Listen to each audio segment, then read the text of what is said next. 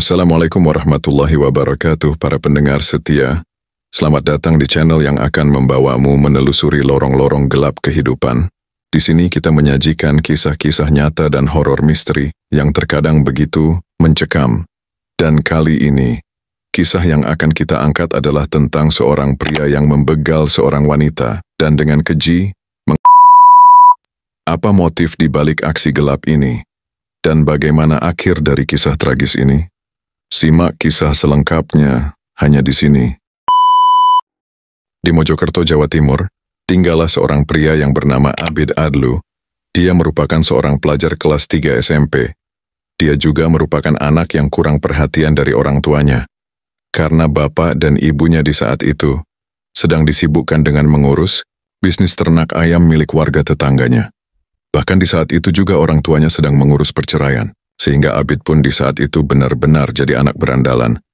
Bahkan kriminal yang hobinya itu poya-poya, karena Abid ini mendapatkan uang dengan cara mencuri motor, jambret, bahkan sampai membegal orang dengan teman-temannya. Satu teman dekatnya, itu bernama Muhammad Adi yang saat itu Adi ini sudah tidak sekolah.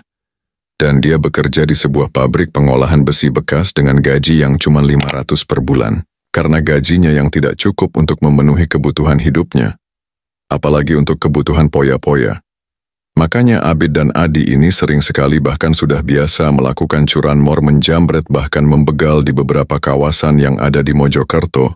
Namun di samping itu Abid ini masih tetap aktif sebagai siswa di salah satu SMP yang ada di Mojokerto, dan di sekolah pun Abid ini memang murid yang bermasalah dan sering masuk bimbingan konseling. Karena kelakuannya yang sering berantem dengan murid lain. Abid juga dikenal sebagai sosok yang disegani teman-temannya di sekolah. Atau mungkin dia ini tuh semacam premannya. Atau mungkin yang megang di sekolahnya. Jadi seperti itulah latar belakang dari orang ini.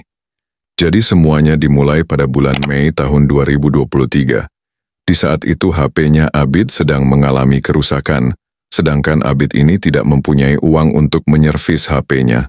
Akhirnya dia pun mengajak temannya, yaitu Adi, untuk melakukan aksi pembegalan supaya mendapatkan uang. Namun sebelum mereka melakukan aksinya, ternyata di sekolah Abid ini yang sedang butuh banget uang, malah ditagih uang kas oleh bendahara kelasnya, yang bernama Aura Anjeli, atau yang biasa dipanggil Rara. Dan Rara ini juga ternyata mantan pacarnya Abid. Pada saat itu Rara ini menagih uang kas yang sebesar Rp40.000 karena Abid ini sudah tidak membayar uang kas selama 2 bulan. Namun ternyata di saat itu Abid pun tersinggung dengan cara Rara yang menagih uang kas, karena saat itu pas di saat jam istirahat, Rara ini menagih uang kasnya kepada Abid itu di depan teman-temannya. Sehingga membuat Abid ini jadi malu banget, sampai Abid pun menyimpan dendam kepada Rara ini. Lalu sepulang sekolah ternyata, Abid ini mulai merencanakan hal yang cukup gila untuk dilakukan anak yang masih SMP. Saat itu Abid mengajak Adi untuk melakukan aksinya, karena Abid berencana untuk membegal dan menghabisi Rara dengan rencana yang sudah dia susun. Abid juga berjanji akan membagi setengah dari hasil begalnya kepada Adi, yang mana mereka menargetkan motor dan handphonenya Rara. Sehingga Adi pun di situ setuju dan siap untuk membantu Abid. Lalu di sore harinya Abid pun menghubungi Rara dengan cara baik-baik untuk mengajak Rara ini jalan-jalan ke pasar malam dengan menggunakan motornya Rara. Dan Abid juga meminta dijemput oleh Rara di lokasi yang sudah ditentukan Abid. Sayangnya Rara pun di saat itu setuju dengan ajakan Abid. Hingga pas pukul 7 malam, Rara pun sempat pamit kepada ibunya dengan mengatakan kalau Rara ini mau jalan-jalan ke pasar malam dengan teman-temannya. Alhasil Rara ini berbohong tidak terus terang kepada ibunya kalau dia itu mau jalan-jalan ke pasar malam dengan seorang pria. Terus karena Rara yang memang sudah biasa jalan-jalan ke pasar malam bersama teman-temannya, akhirnya ibunya pun mengizinkan Rara. Lalu setelah pamit kepada ibunya, Rara pun berangkat menggunakan motor Beat milik keluarganya, dan Rara pun pergi ke lokasi yang sudah mereka sepakati untuk menjemput Abid, yaitu di wilayah persawahan yang sepi yang ada di desa Mojoranu, yang mana wilayah itu memang dekat dengan rumahnya Abid. Lalu sesampainya di lokasi mereka pun bertemu, dan dari sinilah Abid pun langsung mengeksekusi Rara dengan cara mencekiknya, sampai Rara pun tidak bernapas lagi. Setelah itu tubuhnya Rara pun dibawa dengan menggunakan motornya Rara ke kandang ternak ayam milik orang tuanya Abid yang dekat dengan lokasi eksekusinya tadi. Lalu Abid pun menyembunyikan tubuh Rara di kandang ayam itu untuk sementara, karena di bangunan ternak itu kalau malam memang tidak ada orang. Setelah selesai dengan semuanya, Abid pun pergi untuk menjemput Adi di rumahnya, guna meminta bantuan untuk membuang tubuh Rara. Lalu singkatnya setelah mereka berdua tiba di bangunan ternak itu, Abid pun langsung menyuruh Adi untuk menjaga tubuhnya Rara, sedangkan Abid dia pergi lagi untuk membeli karung dan tali. Setelah semuanya siap, mereka pun langsung memasukkan tubuh Rara ke dalam karung dan membawanya dengan menggunakan motornya Abid, sedangkan motornya Rara mereka simpan di tempat itu. Namun pas mereka mau membawa tubuhnya Rara, mereka pun berpapasan dengan tetangganya, dan ketika tetangganya menanyakan apa isi dalam karung, Abid hanya menjawab kalau itu hanya sampah yang akan dia buang. Lalu singkatnya pas di jam 11 malam, setelah mereka muter-muter untuk mencari tempat yang pas untuk membuang tubuhnya Rara, akhirnya mereka pun membuang tubuhnya Rara di saluran air yang ada di bawah lintasan kereta di desa Mojoranu. Setelah selesai, mereka pun langsung pergi ke konter untuk menjual HP-nya Rara, dan dari penjualannya mereka mendapatkan uang sebesar 1 juta rupiah. Lalu mereka pun membagi 2 dari hasil penjualan handphonenya. Setelah itu mereka pun kembali pulang untuk mengambil motornya Rara, untuk mereka pindahkan dan mereka sembunyikan di belakang rumahnya Adi. Lalu keesokan harinya mereka pun membawa motornya Rara ke bengkel terdekat untuk membongkar motornya.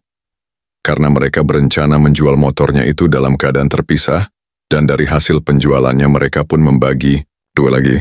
Bahkan mereka berdua juga sampai berpesta dan berpoya-poya dengan menyewa wanita penghibur. Sementara di sisi lain ketika malam itu Rara yang tidak pulang-pulang sampai tengah malam, ibunya pun mulai panik, sedangkan nomor handphonenya tidak bisa dihubungi. Orang tuanya yang khawatir pun mencoba menghubungi teman-temannya Rara, tapi semua teman dekatnya tidak ada yang tahu keberadaan Rara. Ditambah yang lebih bingung lagi ketika teman-temannya Rara mengatakan kalau mereka malam itu tidak ke pasar malam. Bahkan temannya mengatakan kalau mereka belum ketemu Rara pas di malam itu. Dari sinilah orang tuanya pun mulai makin panik, karena merasa seperti tidak ada yang beres. Lalu besoknya orang tuanya Rara datang ke sekolahnya untuk meminta bantuan kepada teman-temannya dan juga kepada pihak sekolah untuk membantu mencari Rara yang sudah tidak pulang sejak tadi malam. Namun sayangnya tetap saja tidak ada hasil apapun. Lalu orang tuanya Rara ini mencoba lapor ke polisi soal hilangnya Rara, dan polisi pun mulai menyebarkan soal hilangnya Rara. Bahkan keluarga kerabat dan teman-temannya pun ikut menyebarkan juga soal hilangnya Rara ini ke sosmed, namun selama sebulan lamanya tetap saja tidak membuahkan hasil apapun. Karena hasilnya masih nihil, akhirnya polisi pun makin intens lagi melakukan pencarian dan penyelidikan soal hilangnya Rara. Karena memang saat itu kasus ini sampai menggemparkan Mojokerto soal hilangnya Rara ini, akhirnya polisi pun berhasil melacak sinyal HP Rara, dan ternyata HP-nya itu sudah dimiliki seseorang yang ngakunya kalau handphone itu dia beli di sebuah counter. Lalu polisi pun menelusuri counter itu dan nanya ke pihak counternya dari mana HP itu berasal. Disinilah pemilik counter itu menjelaskan kalau handphone itu dia beli dari 2 anak laki-laki yang masih remaja. Dan pihak counter juga menjelaskan tentang ciri-cirinya secara detail. Dari informasi yang didapat, polisi pun mulai meyakini kalau pelakunya itu orang yang dikenal, bahkan mungkin orang yang dekat dengan Rara. Lalu polisi pun memulai penyelidikannya dengan menelusuri semua teman-temannya Rara, dan dari semua kenalan Rara, ternyata cuman Abid yang mempunyai jejak kriminal, apalagi Abid juga mantannya Rara. Bahkan polisi juga mendapatkan informasi kalau mereka itu sempat bertengkar karena uang kas. Dan dari situ polisi sudah menduga kalau Abid ini emang pelakunya. Dari sinilah polisi pun mendatangi dan menjemput Abid di rumahnya, dan memang di situ Abid ini mengeluarkan sikap yang mencurigakan. Karena saat itu dia kelihatan panik, sehingga di situ Abid pun langsung diamankan untuk diperiksa dan diinterogasi, dan ketika diinterogasi akhirnya di situ Abid pun tidak punya pilihan lain. Selain harus mengakui semuanya, Abid juga mengaku kalau aksinya itu dibantu oleh temannya yang bernama Adi. Lalu di hari itu juga polisi pun langsung menangkap Adi, yang saat itu Adi sedang berada di lapangan voli dekat rumahnya. Lalu pas di hari itu juga tepatnya di jam 12 malam, mereka pun menunjukkan kepada polisi tempat di mana mereka membuang tubuh Rara. Dan akhirnya tubuhnya Rara pun berhasil ditemukan di saluran di bawah rel kereta, yang tubuhnya masih terbungkus karung, dan di situ juga polisi pun langsung mengevakuasi tubuhnya Rara dan dibawa ke rumah sakit umum yang ada di Mojokerto untuk dilakukan autopsi. Lalu di sisi lain orang tuanya Rara yang mendengar soal kabar ditemukannya tubuh Rara, mereka pun syok sejadi-jadinya. Apalagi ketika melihat kondisi tubuh anaknya yang sudah seperti itu, membuat perasaan orang tuanya benar-benar hancur. Karena itu Adi terancam hukuman penjara seumur hidup atau hukuman mati. Sedangkan Abid yang sebagai otak pelakunya cuma terancam 15 tahun penjara. Itu merupakan hukuman yang ringan banget namun itu masih terancam. Mungkin Abid mendapatkan hukuman itu karena mungkin dia masih berusia di bawah umur. Jadi hukumannya pun disesuaikan dengan anak di bawah umur. Sedangkan Adi yang emang udah berusia dewasa makanya hukumannya jadi lebih berat.